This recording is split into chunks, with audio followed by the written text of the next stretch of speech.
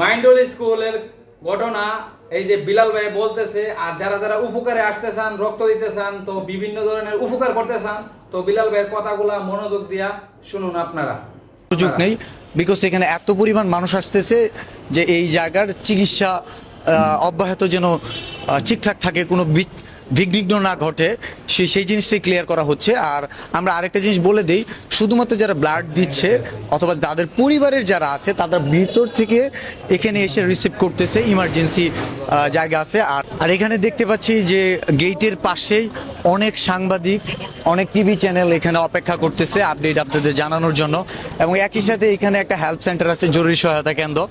আবার এই পাশে দেখতে পাচ্ছেন স্বেচ্ছা সেবক যারা আছে তারা কাজ করতেছে, এখানে যেন কোনো হর্ন বাজানো না হয় সেই জন্য ওরা এই জায়গাটা ইনশিওর করতেছে।